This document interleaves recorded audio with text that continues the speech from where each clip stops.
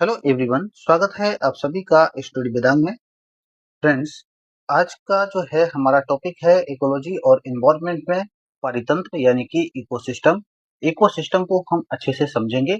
ये आपकी परीक्षा की दृष्टि से काफी महत्वपूर्ण है। यहाँ पर एक नियम है जो परीक्षा में बार बार पूछा जाता है, उसको भी हम देखेंगे और जो महत्वपूर्ण प्रश्न बनते हैं, जिस तरह से बनते हैं, वो भी मैं आपको बताने का यहाँ पर प्रयास करूंगा। पिछली वीडियो जो है अपलोड हो चुकी है। अगर आप लोगों ने वह नहीं देखी है तो आप जो है चैनल पे विजिट करके प्लेलिस्ट में जाइए, वहां पर जो है आपको ये वीडियो मिल जाएगी और सारी वीडियो हम क्रम से लगाते चलेंगे। चलिए देखते हैं क्या है परितंत्र यानी कि इकोसिस्टम। इकोसिस्टम की अगर हम बात करें यानी कि परितंत्र क्या है, तो परितंत्र क्या है? किसी निश्चित किसी निश्चित क्षेत्र में उपस्थित जैविक, जीवित तथा अजैविक यानी कि निर्जीव घटकों के बीच होने वाली पारस्परिक क्रियाओं से बना एक क्रियाशील तंत्र ही क्या कहलाता है? परितंत्र कहलाता है। जैसे कि अगर हम देखें तो एक इकोसिस्टम में क्या होता है? जैविक घटक होते हैं, अजैविक घटक होते हैं और उनके बीच जो परस्पर क्रियाएं हो रही होती हैं, उन सबको शामिल किया जाता है। इसी को हम क्या कहते हैं? इकोसिस्टम कहते हैं। यानी कि हम अपने आसपास जितनी चीजें देख रहे हैं, उन सब में कहीं ना कहीं किसी ना किसी तरह से कोई ना कोई क्रिया हो रही है। तो ये सब क्या है? परितंत्र है। आगे देखते हैं परितंत्र के प्रमुख उदाहरण। तो परितंत्र के उदाहरण जैसे कि वन परितंत्र में लगातार क्रियाएं चलती रहती हैं। आप देख सकते हैं कि कोई शिकार कर रहा है, कोई पेड़ पौधों को खा रहा है और पेड़ पौधे जो है जमीन से पोषण ले रहे हैं। इसी तरह से पेड़ पौधों को डिकम्पोज किया जाता है छोटे छोटे कवक और जीवाणुओं के द्वारा। तो इस तरह से आप देख सकते हैं लगातार जो है ये परितंत्र जारी रहता है। तो एक होता है वन परितंत्र, दूसरा है तालाब परितंत्र और तीसरा है मरुस्थलीय परितंत्र, पर्वतीय परितंत्र, समुद्री परितंत्र और कृषि परितंत्र। तो इस तरह से जो है ये प्रमुख परितंत्र के उदाहरण हैं। आगे देखते हैं परितंत्र की मूल संरचना।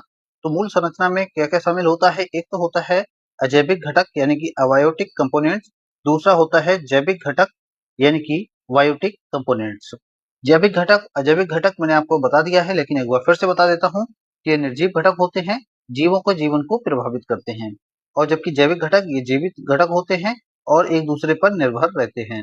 अजैविक घटक कौन कौन से होते हैं यानी कि निर्जीव घटक कौन कौन से होते हैं? जैसे कि प्रकाश, तापमान, जल, वायु, मृदा, आर्द्रता, खनिज, लवण, पीएच, कार्बन डाइऑक्साइड और ऑक्सीजन जो है ये सभी क्या है? अजैविक घटक हैं। इसी तरह से जैविक घटक यानी कि जो जिनमें जीवन है, जैसे कि उत्पादक, हरे पौधे, शैवाल आदि, उपभोक्ता जैसे कि जीव जंतु और अपघटक जैसे कि जीवाणु और कवक। चलिए आगे देखते हैं। आगे है कि अजैविक घटक क्या है, इनको देख लेते हैं डिटेल में। अबायोटिक कंपोनेंट्स, प्रकाश यानी कि लाइट। लाइट जो है, सूर्य जो है ऊर्जा का स्रोत है हमारे पृथ्वी में। तो अगर हम बात करें सूर्य से प्राप्त ऊर्जा का जो है ये मुख्य स्रोत है। पौधों में प्रकाश संश्लेषण के लिए आवश्यक है। प्रकाश की तीव्रता जीवों के वितरण को प्रभावित करती है। कहीं अगर प्रकाश कम है तो क्या होगा? वहां के जीव अलग प्रकार के आपको देखने को मिलेंगे और जहां प्रकाश बहुत ज्यादा है यानी कि सीधी बात करें तो जहां गर्मी है, तापमान है, तो वहां पर जीवों के जो पैटर्न है वो आपको अलग मिलेगा। जैसे कि यहाँ पर देख लेते हैं तापमान। जीवों की क्रियाओं, वृद्धि, विचरण व वितरण को प्रभावित करता है तापमान। प्रत्येक जीव के लिए एक उपयुक्त तापमान सीमा होती है। जैसे कि मैं आपको यहाँ पर बता देता हूँ। आप पहाड़ों पे जाएंगे, पहाड़ों पर ऊपर अगर आप जाते हैं तो ऊपर जाएंगे तो वहां के जीव किस तरह के मिलेंगे? इसी तरह से ध्रुव यानी कि जो पोलर हैं, जहां हमेशा बर्फ जमी रहती है, तो वहां पर जीव किस तरह के मिलेंगे? ये आप जो है सोच सकते हैं। वहां पर जो है ध्रुवीय भालू मिलेगा, ध्रुवीय भालू मिलेगा, ठीक है। और जो फर वाली लोमड़ी है, इस तरह के जीव वहां मिलेंगे यानी कि जो सर्दियों को सह सकें, इस तरह के जीव होंगे। और उसी तरह से जहां पर गर्मी होगी वहां पर कैसे जीव होंगे? वहां पर ऐसे जीव होंगे जो गर्मी को सह सकें। जैसे कि अगर हम बात करें रेगिस्तानी क्षेत्र में, तो वहां पर छिपकली है, सांप है, ऐसे जीव, मकड़ी है, तो इस तरह के जीव आपको देखने को मिलेंगे। आगे देखते हैं जल यानी कि वाटर। सभी जीवों के लिए अति आवश्यक है। जैव रासायनिक क्रियाओं में जल विलायक का कार्य करता है। जल की कमी से जीवों का अस्तित्व प्रभावित होता है। तो ये सबको पता है, बताने की आवश्यकता नहीं है। वायु में जल की मात्रा, ये बाष्पोत्सर्जन, शोषण, आर्द्रता की बात कर रहे हैं। आर्द्रता क्या है? ये वायु में जल की जो मात्रा है उसकी बात हो रही है। ये बाष्पोत्सर्जन, शोषण और जल संतुलन को प्रभावित करती है। अधिक या कम आर्द्रता जीवों के लिए अनुकूल नहीं होती है। वायु यानी कि एयर भी काफी आवश्यक है। तो वायु में गैसें जैसे कि ऑक्सीजन, कार्बन डाइऑक्साइड, नाइट्रोजन आदि होती हैं। शोषण प्रकाश संश्लेषण और अन्य क्रियाओं के लिए आवश्यक है। वायु की गति, दिशा तथा संरचना जीवों को प्रभावित करती है। तो वायु की जो गति होती है ये भी जीवों को प्रभावित करती है। और कैसे करती है आगे हम उसको अच्छे से चर्चा करेंगे और मैं आपको डिटेल में बताऊंगा कि कैसे प्रभावित करती है। मृदा यानी कि सॉइल पौधों की जड़ों के लिए आधार प्रदान करती है। जल, वायु और खनिज लवणों का स्रोत है ये। मृदा की बनावट, संरचना और उर्वरता जो है जीवों के विकास को प्रभावित करती है। उदाहरण जैसे कि रेतीली, चिकनी मिट्टी, दोमट प्रकार की मिट्टी। देखिए रेतीली मिट्टी में किस तरह के पेड़ पौधे होंगे, जीव जंतु होंगे, ये आपको बताने की आवश्यकता नहीं है। वहां मोटा अनाज मिलेगा और जीव जंतु किस तरह के मिलेंगे, जैसे कि मैंने आपको बताया छोटे और जो गर्मी को सह सकें इस प्रकार के होंगे। या फिर यहाँ पर कैक्टस प्रकार के बबूल हैं, इस तरह के जो है देखने को मिलेगी। इसी तरह से चिकनी मिट्टी में अलग होता है, दोमट प्रकार की मिट्टी में अलग प्रकार से आपको देखने को मिलेगा। पीएच यानी कि अम्लता, मृदा और जल का पीएच विभिन्न जीवों के लिए उपयुक्त या अनुपयुक्त हो सकता है। अधिक क्षारीय जल हानि पहुंचाता है, जैसे कि मिट्टी को क्या कर देता है, अधिक जो क्षारीय जल होता है वह क्या करता है, मिट्टी में कैल्शियम की मात्रा को बढ़ा देता है। इसी तरह से जो है बहुत अधिक अम्लीय या क्षारीय वातावरण में जीव जो है नहीं रह पाते हैं। अगर हम बात करें तटस्थ यानी कि उदासीन, जो पीएच है वह क्या है, 7 है। ये प्रश्न जो है बार बार पूछ लिया जाता है, तो इसको आप याद रखिए। अगर आगे देखते हैं कि खनिज एवं लवण यानी कि मिनरल्स एवं साल्ट जो हैं पौधों के पोषण, वृद्धि, विभिन्न जैव रासायनिक क्रियाओं के लिए आवश्यक होते हैं। जैसे कि कैल्शियम जो है ये पौधों में तना मजबूती के लिए, फल का बीज बनाने के लिए आवश्यक है। इसी तरह से नाइट्रोजन जो है पौधे की वृद्धि के लिए। फास्फोरस जो है ये पौधों में क्या करता है, फास्फोरस का काम ये है कि फल को जो है होल्ड करने के लिए यानी कि मजबूत करने के लिए, और साथ ही जो है तने को मजबूत करने के लिए होता है। पोटेशियम का कार्य ये है कि फल फूल ज्यादा लाने के लिए, और आयरन जो है ये तने को भी मजबूत करने का कार्य करता है। तो इस तरह से ये काफी महत्वपूर्ण हो जाता है। चलिए आगे देखते हैं। जीवित घटक, अब हम देख लेते हैं जीवित घटक किस तरह से जो है परितंत्र में प्रभावित करते हैं एक दूसरे को। तो ये जीवित घटक होते हैं जो परितंत्र के निर्माण और संचालन में सक्रिय भूमिका निभाते हैं। कैसे निभाते हैं, जैसे कि उत्पादक यानी कि प्रोड्यूसर। प्रोड्यूसर क्या करते हैं कि ये जो है सूर्य से प्रकाश लेते हैं और प्रकाश संश्लेषण के माध्यम से क्या करते हैं, अपना भोजन तैयार करते हैं यानी कि ग्लूकोज के रूप में। फिर ये हमें क्या देते हैं, ऑक्सीजन देते हैं, और ये जो है कार्बन डाइऑक्साइड और जल को जो है उसको ग्रहण करते हैं और फिर भोजन का निर्माण करते हैं। इस तरह से इनका चक्र चलता है। ये जो है परितंत्र को लगातार इस तरह से अपनी भूमिका निभाते हैं परितंत्र में। बेजीव जो अकार्बनिक पदार्थों से अपना भोजन स्वयं बनाते हैं उत्पादक कहलाते हैं। मुख्यतः हरे पौधे और शैवाल प्रकाश संश्लेषण द्वारा भोजन बनाते हैं। तो एग्जाम्पल समझ सकते हैं, जैसे कि घास, पेड़, झाड़ियां, हरे पौधे, शैवाल जो है आदि हैं। उपभोक्ता यानी कि कंज्यूमर की बात कर लेते हैं। कंज्यूमर क्या है, कंज्यूमर को समझ लेते हैं। बेजीव जो अपना भोजन स्वयं नहीं बना सकते हैं और भोजन के लिए अन्य जीवों पर निर्भर रहते हैं, क्या कहलाते हैं, उपभोक्ता कहलाते हैं। उपभोक्ता भी कई श्रेणियों में बांटा गया है, जैसे कि प्राथमिक उपभोक्ता, द्वितीयक उपभोक्ता और तृतीयक उपभोक्ता, और एक होता है सर्वहारी। तो देखिए मैं यहाँ पर समझा देता हूँ। प्राथमिक उपभोक्ता में कौन कौन शामिल होते हैं, जैसे कि हिरन, खरगोश, गाय, टिड्डा, या ऐसे ही जीव जो शाकाहार यानी कि पेड़ पौधों पर या घास फूस पर निर्भर होते हैं, उनको हम कहते हैं प्राथमिक उपभोक्ता। और द्वितीयक उपभोक्ता क्या होते हैं, जैसे कि मेंढक, छिपकली, पक्षी, इसी तरह से भेड़िया या फिर कुत्ते, या फिर ऐसा ही अन्य जीव जो प्राथमिक उपभोक्ता के ऊपर निर्भर होता है, वह क्या होता है, द्वितीयक उपभोक्ता। तृतीयक उपभोक्ता, इनको शीर्ष उपभोक्ता कहा जाता है। शीर्ष उपभोक्ता का मतलब ये है कि ये जो है प्राथमिक उपभोक्ता को भी खा सकते हैं यानी कि इनको भी खा सकते हैं, और द्वितीयक उपभोक्ता को भी खा सकते हैं। तो इनको ये होता है, जैसे कि इसमें होता है सांप। सांप जो है मेंढक को खा सकता है। और इसी तरह से कभी कभी ये है शीर्ष उपभोक्ता, ये केवल मांस के ऊपर ही निर्भर करते हैं। तो ये भी आपको याद रखना है। और ये टिड्डी, छिपकली, इनको भी खा सकते हैं। उसके बाद जो है बाज है, सर्क है, और यहाँ पर अगर हम बात करें शेर है, ऐसे ही अन्य जीव जो अन्य जीवों पर निर्भर होते हैं, तो वो जो है शीर्ष उपभोक्ता कहलाते हैं। सर्वाहारी, सर्वाहारी किस तरह के होते हैं, सर्वाहारी इस तरह के होते हैं जो दोनों चीजों को खाना पसंद करते हैं, यानी कि शाक यानी कि पेड़ पौधों यानी कि घास फूस को भी खा सकते हैं, या ऐसी ही अन्य चीज या उनसे बने उत्पादों को खा सकते हैं। और दूसरा जो है ये पूरी तरह से मांस पर भी निर्भर रहते हैं। तो ये दोनों चीजों का सेवन कर सकते हैं। इसमें कौन शामिल होते हैं? जैसे कि मनुष्य, भालू, सुअर आदि जो इस तरह के जीव हैं ये शामिल होते हैं। अपघटक यानी कि डिकम्पोजर, इनको जो है पृथ्वी का स्कवेंजर यानी कि मेहतर कहा जाता है। ये काफी महत्वपूर्ण है और प्रश्न इस तरह का प्रश्न कई बार परीक्षा में पूछा गया है। बेसूक्ष्म जीव जो मृत पौधों और जंतुओं के जटिल कार्बनिक पदार्थों को सरल पदार्थों में बदलते हैं, क्या कहलाते हैं? अपघटक कहलाते हैं। जैसे कि देखिए, ये लकड़ी का लट्ठा यहाँ पर पड़ा हुआ आपको दिखता है, तो ये क्या करते हैं कि इन पर अपना फंगस लगाते हैं, रासायनिक एंजाइम छोड़ते हैं और इसको छोटे-छोटे टुकड़ों में तोड़ देते हैं। जब ये छोटे-छोटे टुकड़ों में टूट जाता है, तब होता क्या है कि इनको जो है पौधा आसानी से अपने जड़ के माध्यम से ग्रहण कर लेता है, यानी कि इससे जो पोषक तत्व निकलते हैं, वो पौधा आसानी से ग्रहण कर लेता है। ये पोषक तत्वों को पुनः पर्यावरण में वापस करते हैं, जिससे उनका पुनः उपयोग होता है। मुक्ता जैसे कि जीवाणु और कवक, ये जीवाणु है और कवक है, ये ऐसा कार्य करते हैं। जैविक घटकों का पारस्परिक संबंध एक बार देख लेते हैं। जैसे कि उत्पादक या हरे पौधे जो हैं, ये शाकाहारी इस तरह से खाते हैं। और शाकाहार को कौन खाते हैं? जैसे कि शेर, शेर, मेंढक, मेंढक, या ऐसे ही जीव। और शाकाहार में कौन-कौन हो सकते हैं? टिड्डी भी हो सकती है, टिड्डा, टिड्डा, या फिर ऐसे ही जीव जो पेड़ पौधों पर निर्भर होते हैं। उसके बाद इनको कौन खाने आता है? इनको आता है तृतीयक, जो उपभोक्ता है वह खाता है। लेकिन अब यहाँ पर एक चीज देखनी है, पेड़ पौधे अगर मरते हैं या खत्म होते हैं तो उनका अपघटन कौन करता है? जीवाणु या कवक, यानी कि ये सफाई करने का काम करते हैं। सपोज कीजिए कि अगर प्राथमिक उपभोक्ता मरता है और उसको कोई और खाने नहीं आया है और वो जमीन में पड़ा है, तो उसका अपघटन कौन करेगा? जीवाणु और कवक करेगा। इसी तरह से द्वितीय का, और इसी तरह से जो है शीर्ष उपभोक्ता है उसका। तो कोई भी पृथ्वी में कोई भी चीज है, उन सबका अपघटन जो है ये करते हैं अपघटक। तो इसलिए अपघटक का कार्य काफी महत्वपूर्ण हो जाता है। अपघटक जो है पोषक तत्वों को वापस पर्यावरण में लौटाते हैं, जिससे चक्र जो है निरंतर चलता रहता है। तो ये जो चक्र है पृथ्वी का या परितंत्र का जो चक्र है, ये निरंतर इसी तरह से चलता रहता है। चलिए आगे देखते हैं।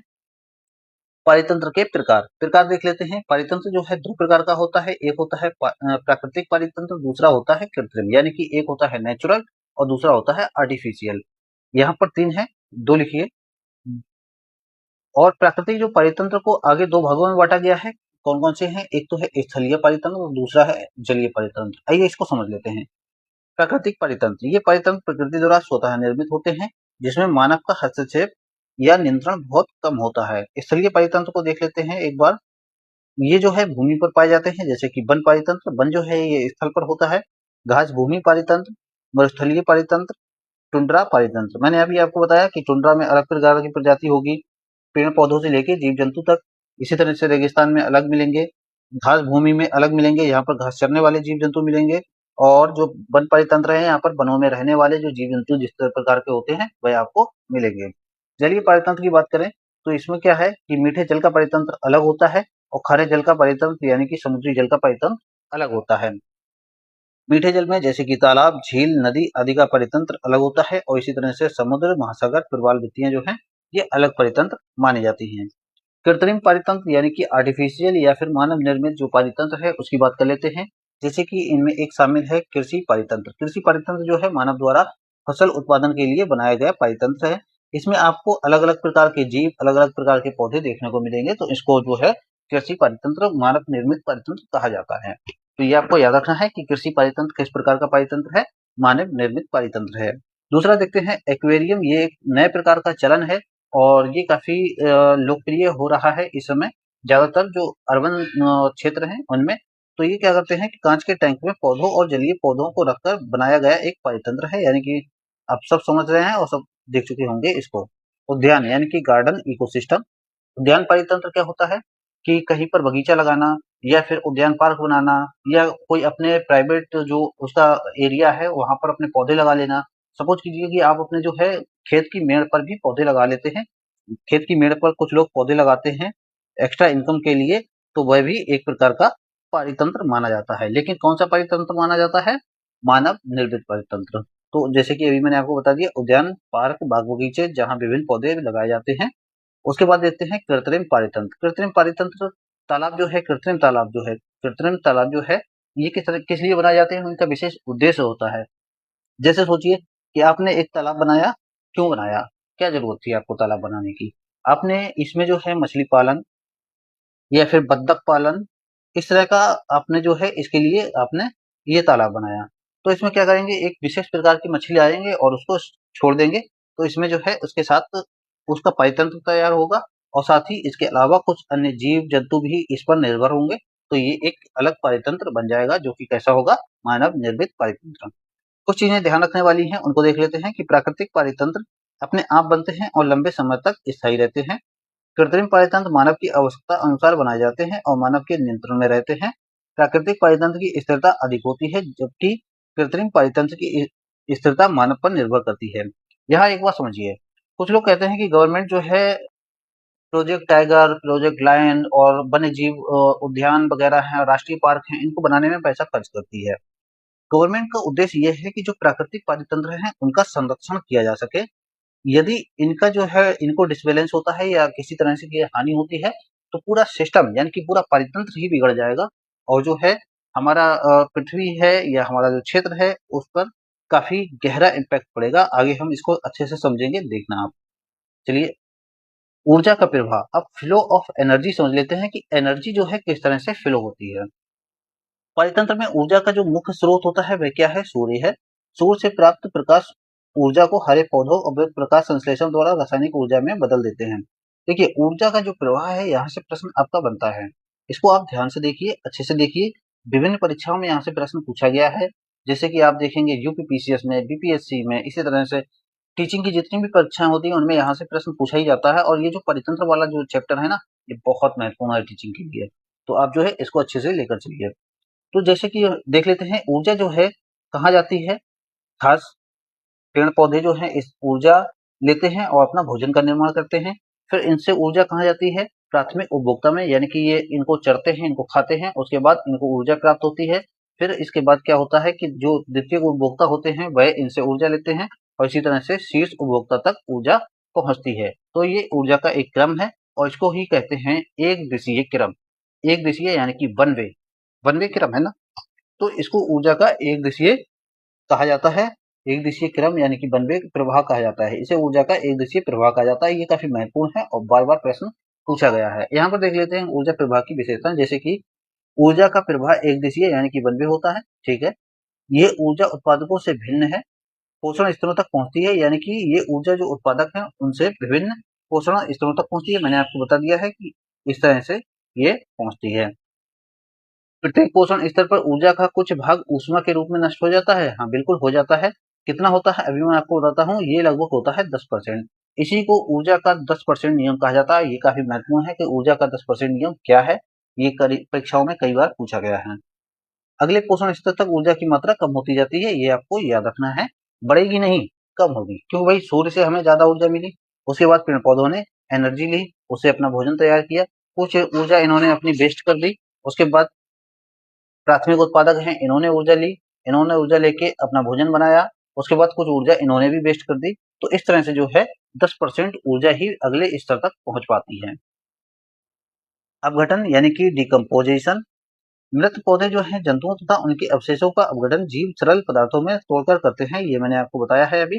किस तरह से करते हैं? देखिए, मृत जीव जो हैं अवशेष इस तरह से पड़े होते हैं पृथ्वी में, इनका अपघटन होता है, छोटे-छोटे टुकड़ों में तोड़ने का कार्य ये करते हैं, जटिल पदार्थों का विघटन करते हैं और इनको सरल पदार्थों में तोड़ देते हैं। फिर जो है पौधा इनको जड़ के माध्यम से ऊपर सोख लेता है और अपना भोजन का निर्माण करता है। अपघटन का महत्व क्या है? देखिए, महत्व काफ़ी इम्पोर्टेंट है।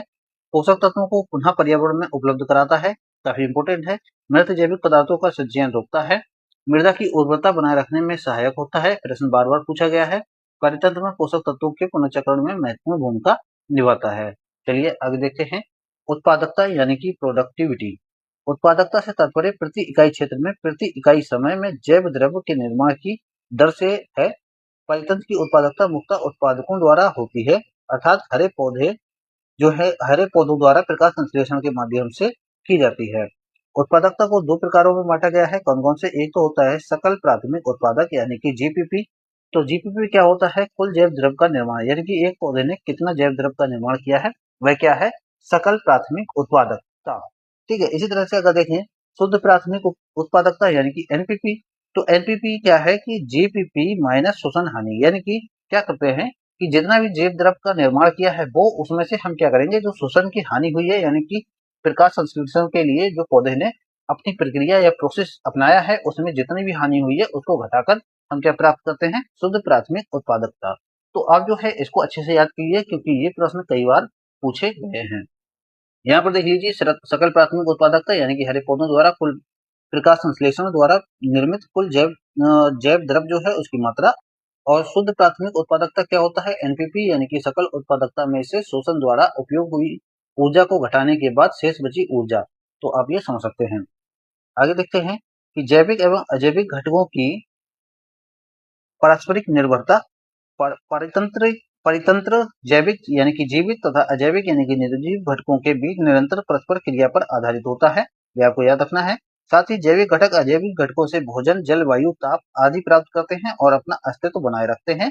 इसके बदले में जैविक घटक गैसों का संतुलन, पोषक तत्वों का चक्रण तथा मृदा निर्माण जैसी प्रक्रियाओं में योगदान देते हैं।